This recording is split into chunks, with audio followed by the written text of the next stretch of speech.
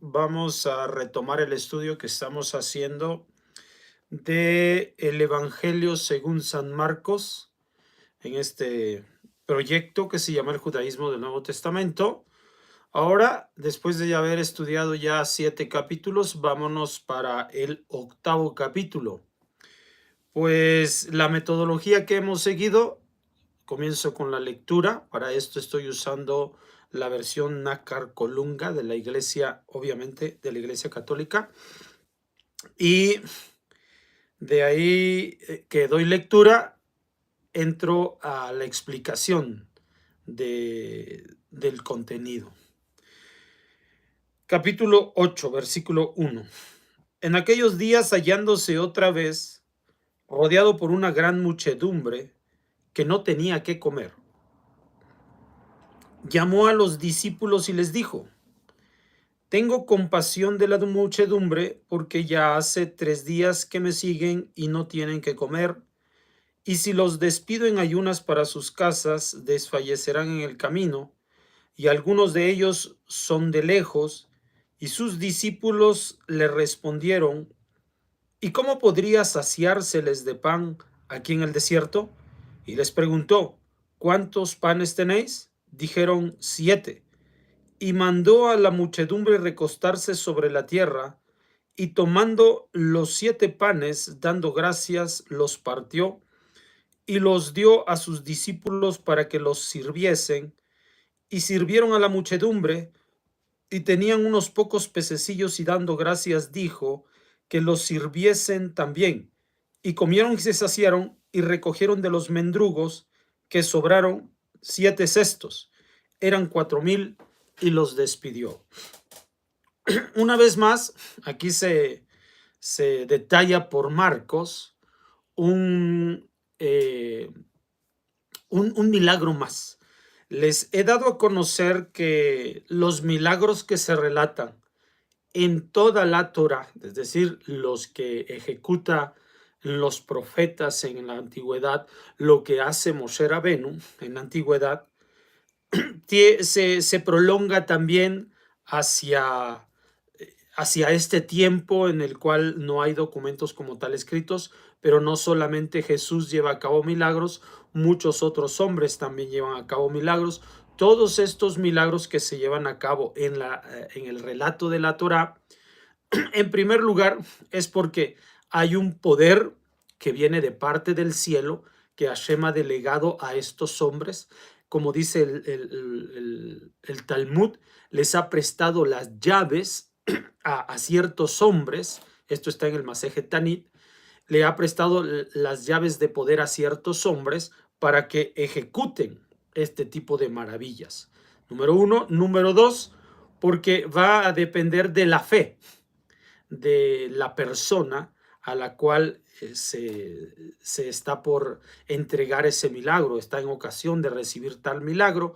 Y finalmente, porque hay un propósito, hay un mensaje, hay una enseñanza detrás de esto, y esa es la razón por la cual se va a buscar dar este milagro, porque al final va a plasmarse en el documento, y a partir de allí va a poder ser ocasión para que se dé a conocer el mensaje detrás del milagro.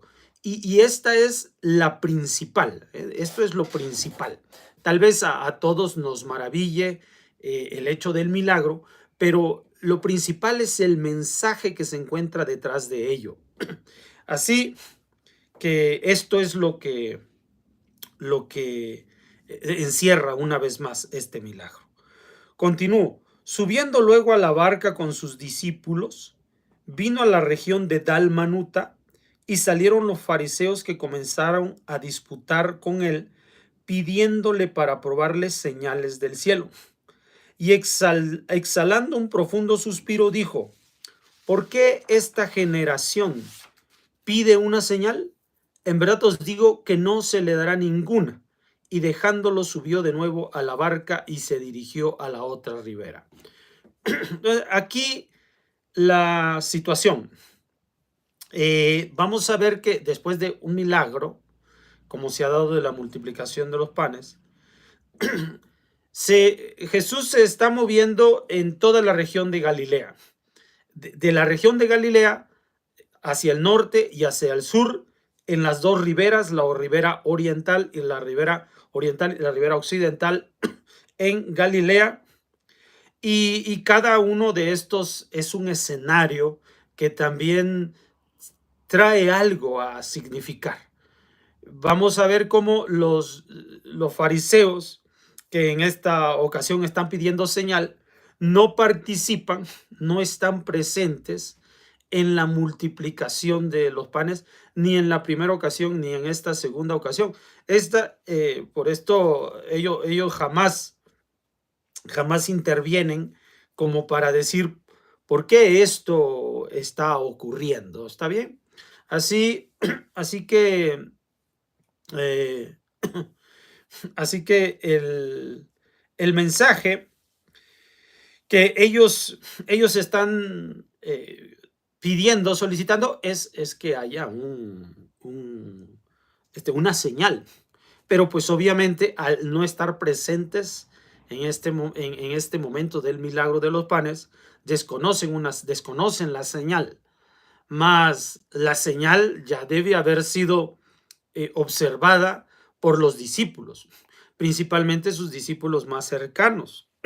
Esto es a lo que se refiere, por lo que entonces entendemos que la multiplicación de los panes y otros milagros que se están dando deben ya dar resultados en quienes están contemplando la situación.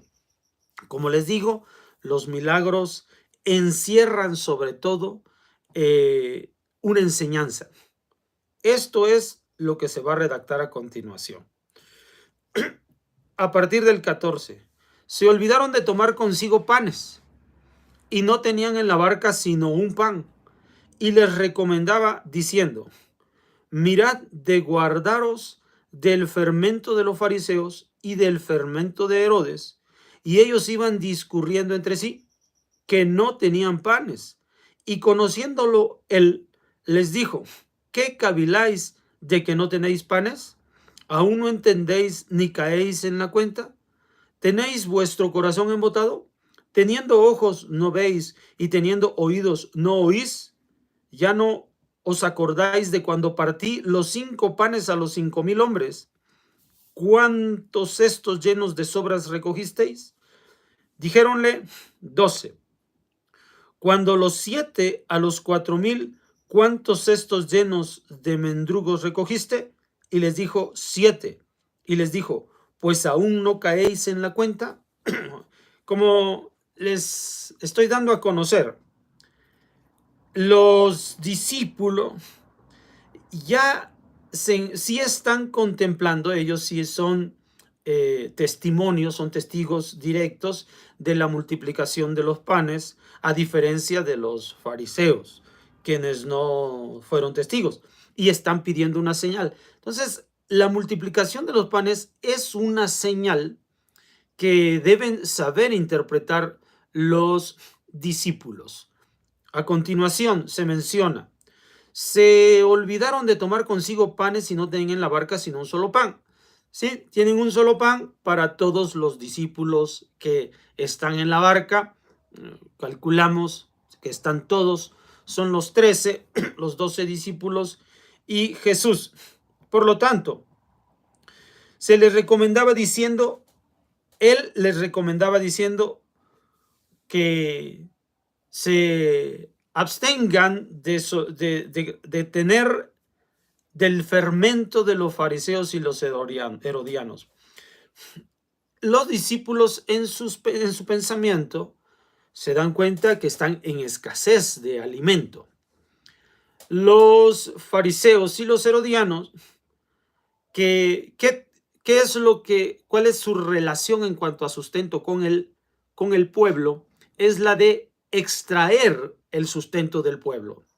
Fariseos, quienes se encargan de compartir su conocimiento de la Torá con el pueblo, también se sienten en la libertad, como él ya lo explicó en una ocasión, a través de las tradiciones rabínicas, en las que si se solicita algo para Hashem, perdón, para sus padres, si ya los oyentes, el pueblo, ha dado como ofrenda, esto como ofrenda a Dios, no puede cumplir con la obligación de obedecer y respetar a sus padres dándoles sustento, porque ya lo que poseen es un sustento que les va a dar a la divinidad. Por lo tanto, ellos en su tradición, que es su enseñanza, que aquí Jesús refiere como levadura, significa que ellos sustraen del pueblo lo necesario para su manutención.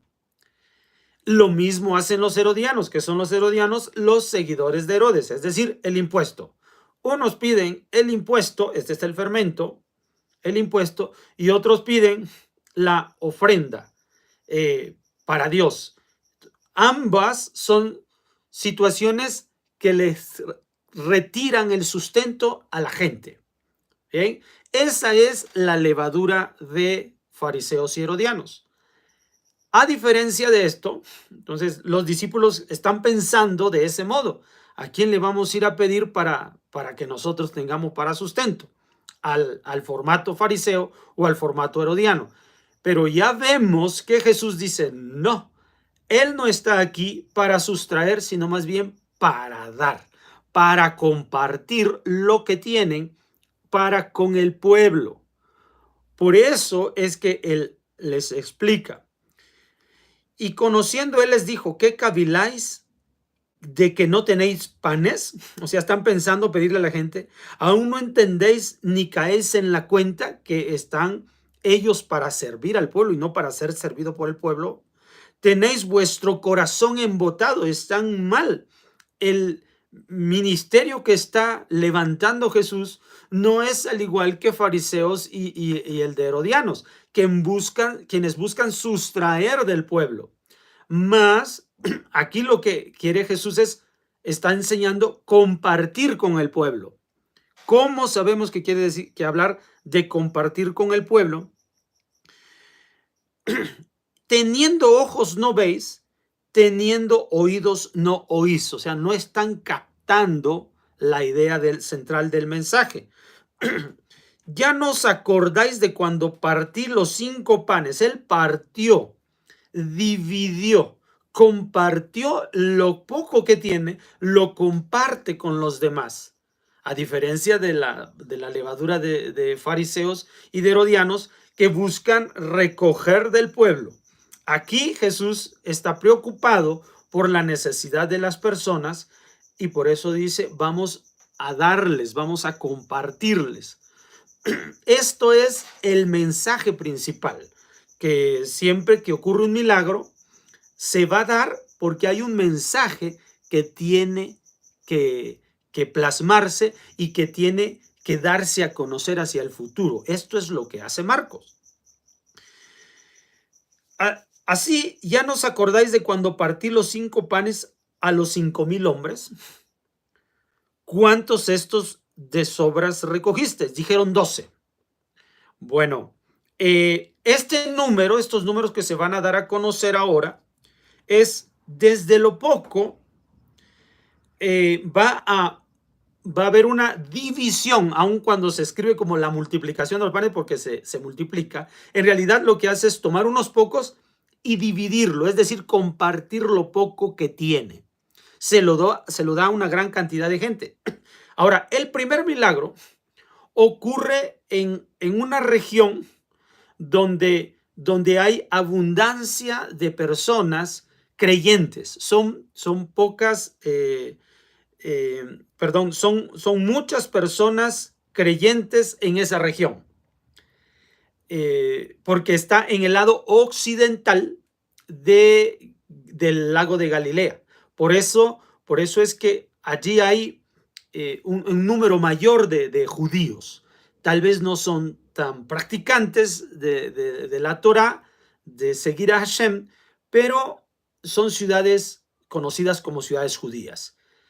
Allí se va a llevar a cabo la primera multiplicación de panes. La segunda multiplicación de panes se va a dar en una ciudad donde la mayoría no son judíos, sino más bien son gentiles.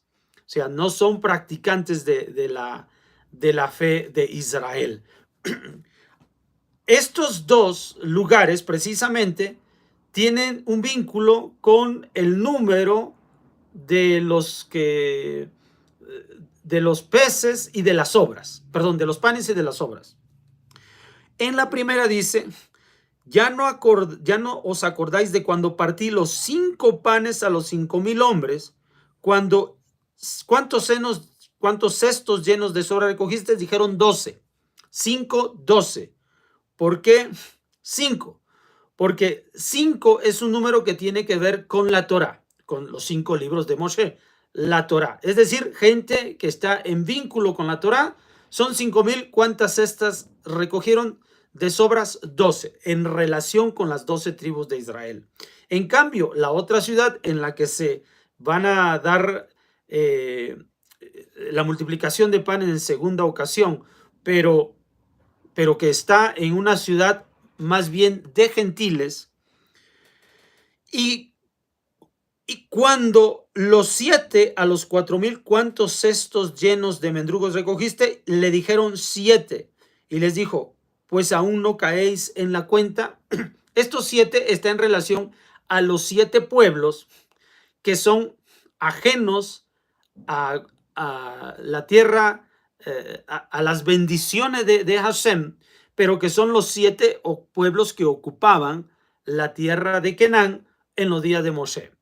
Por esto significa entonces, la señal ya la debieron haber entendido los discípulos, ya la debieron haber entendido. No pueden entender los fariseos porque los fariseos no están en esa reunión de la multiplicación de los panes, no se menciona esto, y luego también no conocen el número de cestas. Esta información ya les debió haber llegado a los discípulos y ellos debieron haber comprendido el mensaje.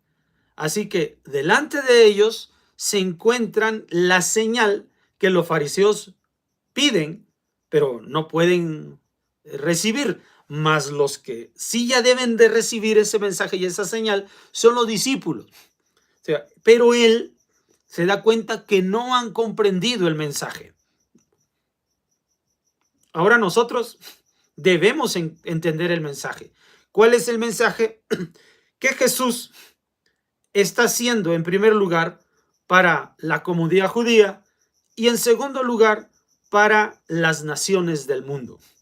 Esto es el simbolismo de la multiplicación de los panes, por eso se dan en uno y en segundo lugar, y la relación de los números de sobras que sobraron, que únicamente pueden contemplar los discípulos. Ahí está la señal para los discípulos. Para los demás no hay capacidad de conocer esto. Adelante, versículo 22. Y llegaron a Betsaida y le llevaron un ciego. Betsaida es la ciudad también de Pedro. Y esto es clave, porque es un simbolismo también. Les digo, el milagro tiene un mensaje oculto. Esa es la razón de por qué se va a plasmar el milagro. Y llegaron a Betsaida y le llevaron un ciego, rogándole que le tocara, y tomando al ciego de la mano, le sacó fuera de la aldea, y poniendo saliva en sus ojos e imponiéndole sus manos, le preguntó, ¿ves cosa alguna? Mirando él dijo, veo hombres, algo así como árboles, que andan. Y de nuevo le impuso las manos sobre los ojos, y al mirar se sintió curado, y lo veía todo claramente, y le envió a su casa diciéndole, cuidado con entrar en la aldea. Una vez más, los milagros tienen un significado, y esto es lo más importante. Para esto se plasman. Se da en la ciudad, aldea de Pedro, lo cual significa que es una señal para los discípulos. Y se le dice que salga de la aldea porque Jesús ha sacado de la aldea a los discípulos, los ha llevado por todo camino. Los ha llevado viajando por toda Galilea. Y este ciego es curado en 2 etapas, lo cual significa que los discípulos deben entender el mensaje del carácter de Jesús en 2 etapas. Esta primera etapa, ¿por qué se menciona aquí este tipo de milagro? Porque pues un milagro se va a dar, tiene que darse y ya, no tiene que estar dividida en 2 etapas, pero es que hay un significado. Esa es la razón de por qué se menciona de este modo. Luego entonces, en primera etapa, él alcanza a ver borroso, como que empieza a recuperar la vista. Dice, ¿ustedes son ciegos o qué les pasa? Cuando Jesús confronta a los discípulos con respecto del pan, único pan que había en la barca, le dice, ¿qué acaso ustedes están ciegos? ¿Tienen ojos y no ven, oídos y no oyen? Lo que significa que su ceguera espiritual está a punto de aliviarse, refiriéndose a los discípulos. En primera etapa van a ver, mas no claramente. En segunda etapa van a ver con claridad. Aquí justamente se da la mitad del mensaje de Marcos, capítulo 8, y los discípulos empiezan a ver de forma borrosa, pero ya empiezan a ver, pero todavía no claramente. Va a ser el parteaguas. Va a ser este es el momento en el que los discípulos ven borroso, pero tienen que llegar a ver con claridad. Esta es la segunda etapa del Evangelio de Marcos. Y luego dice, al mirar y se sintió curado y lo veía todo claramente y lo envió a su casa diciendo, cuidado con entrar en la aldea. O sea, lo envía a su casa para que no enseñe nada en la aldea. Otra vez, esto es para que Pedro, los discípulos, no vuelvan a su pasado, no vuelvan a la forma de vida que han tenido, sino todo lo contrario, a partir de lo que han aprendido con Jesús, así a partir de ahora, porque viene la etapa más crítica en donde ya el milagro de que ellos vean claramente tiene que suceder.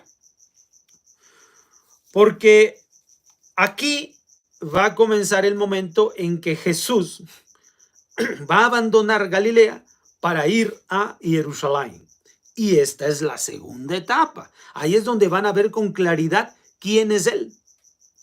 Pero ahora ven en penumbras. Ahora ven a las personas como árboles, dice el texto. Versículo 27 en adelante. Y se fue Jesús con sus discípulos a las aldeas de Cesarea de Filipo. Es decir, ahí en la misma región de Galilea comenzó a ir hacia el norte, donde nace el Jordán. Por eso se llama Cesarea de Filipo, porque ya es otro el encargado de gobernar por allí, a diferencia de Herodes. Allí es la parte donde surge, nace, les digo, el río Jordán. Esto es curioso porque la enseñanza a continuación tiene que ver con el origen del Jordán. Recuerde que allí comienza Jesús siendo bautizado en el Jordán, en el Jordán, y ahora esta segunda etapa no se va a allí donde termina el río Jordán, sino donde comienza, porque donde él fue bautizado en primer lugar fue donde muere el río Jordán en el Mar Muerto, y ahora que va a comenzar su segunda etapa va donde inicia el río Jordán, allí en las tierras del Golán, en los altos del Golán. Ahí es donde comienza el Jordán y ahí está cerca Cesarea de Filipo. Y en el camino les preguntó, ¿quién dicen los hombres que soy yo? O sea, se va al origen. ¿Quién dicen los hombres que soy yo? Y ellos le respondieron diciendo, unos que Juan el Bautista, otros que Elías, el profeta, y otros que uno de los profetas. ¿Por qué la gente está diciendo esto? Porque ven los milagros que lleva a cabo Jesús. Dos autoridades presenta Jesús, dos autoridades se ponen de manifiesto y son recibidas por la gente. Uno, la autoridad de la enseñanza, lo cual significa Moshe. Dos, la autoridad de los milagros, lo cual simboliza a Eliyahu Hanabí, o sea, a Moisés y a Eliyahu. Ya con esto estamos abriendo paso para lo que va a ocurrir en el capítulo 9, con esto que se conoce como la transfiguración. Por eso es que hay dos modelos de autoridad, y esta es la razón por la cual se enfatiza Marcos en dar a conocer la autoridad de Jesús en la enseñanza y los milagros de Jesús, porque está asociándolos con el arquetipo de Moshe y de Eliyahu. Entonces él les preguntó: ¿y vosotros quién decís que soy? Respondiendo Pedro le dijo: tú eres el Cristo, o el Mesías, Mashiach en hebreo, y les encargó que a nadie dijera esto de él. Ahí es donde empiezan a ver borroso. Esta decisión, esta respuesta que dan ellos es porque están convencidos de que Jesús es el Mesías, pero ahora, para que se vea claro, hay que entender quién es el Mesías. O sea, una cosa es que sí reconocen autoridad en Jesús y dicen es el Mesías, pero ahora, ¿qué tipo de Mesías es en el que ellos están pensando?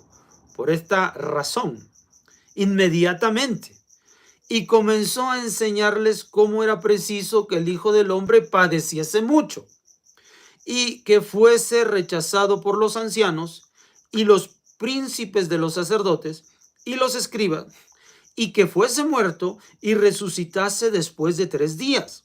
Y claramente les hablaba de esto. Pedro, tomándole aparte, comenzó a reprenderle, pero él, volviéndose y mirando a sus discípulos, reprendió a Pedro y le dijo: quítate allá, Satán, porque no sientes según Dios, sino según los hombres. Aquí es donde se demuestra que no están viendo claramente el significado del Mashiach, del Mesías, porque no comprenden esta realidad a la cual se dirige ahora Jesús en esta segunda etapa. O sea, ya reconocen que es el Mesías. Esto es una cosa en primera etapa. Posiblemente por eso muchos cristianos y muchas personas pueden ver en Jesús más bien esta primera parte, que las maravillas que él hizo y todo ese significado, ¿no? Y la autoridad y la enseñanza. Pero hace falta tener la completa revelación del significado del Mesías, del Mashiach, para que entonces podamos captar las cosas. Por esto es que Jesús lo reprende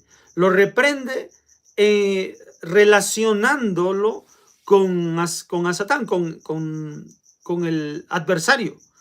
¿Y quién es el adversario? Y dijo: quítate allá, Satán, porque no sientes según Dios, sino según los hombres.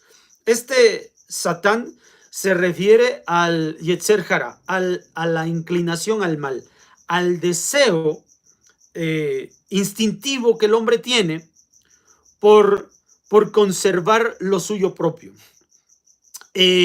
por preservarse en esta tierra, por seguir los lineamientos del orden mundano. Esto es la referencia de a Satán, es decir, que está viendo las cosas con ojos de este mundo, con prejuicios. Esto es lo que lo amonesta y lo que lo reprende Jesús a Pedro, porque no está observando las cosas según Dios, sino según los hombres, porque se sabe, en aquellos días se sabía que el Mesías tendría que venir a otorgarle una victoria a su pueblo, al pueblo de Israel, a nuestro pueblo, y por lo tanto liberarlo de las cadenas en las cuales se encuentra por los romanos. Y esto es lo que se busca. Por esta razón, cuando ven en Jesús actuar todas estas maravillas, están esperando que Él lo sea, que ya sea el momento. sí de ir a Jerusalén, pero con otro propósito, con otro objetivo, de una liberación nacional. Mas si él va a venir a la muerte, pues al morir el caudillo liberador, pues se acaba todo el movimiento.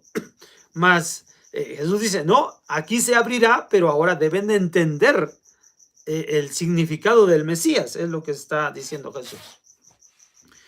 En la teoría de los hombres, por lo tanto, es esta primera parte, más según Dios, es a partir de la muerte de Jesús, se ampliará el conocimiento y ya no solo será una bendición, como habló de la multiplicación de los panes hacia hebreos, sino también para no judíos, para gentiles.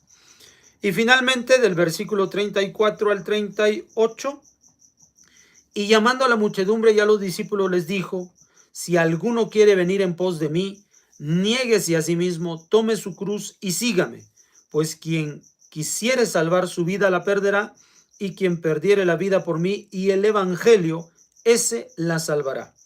¿Y qué aprovecha al hombre ganar todo el mundo y perder su alma? Pues ¿qué dará el hombre a cambio de su alma?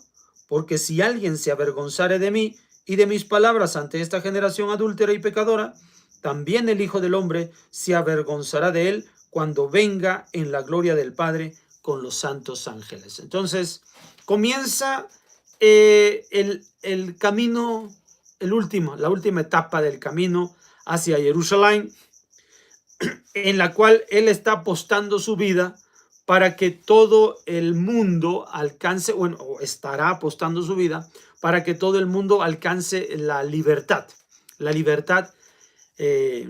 independencia de su ser interior.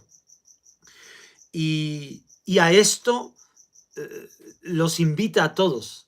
Este es el reto último, este es el paso final hacia la victoria que va a llevar a la revelación del Mesías que él está proponiendo, que Jesús está proponiendo, que Marcos está proponiendo.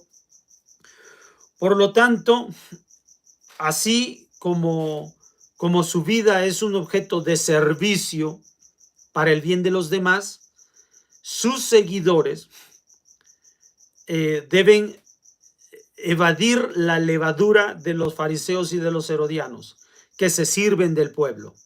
Mas los discípulos de Jesús tienen una encomienda, dar su vida por los demás. Y aquí es donde comienza a separarse los ciegos de los que ven. Bueno, por el momento es todo. Nos vemos para la próxima. Shalom.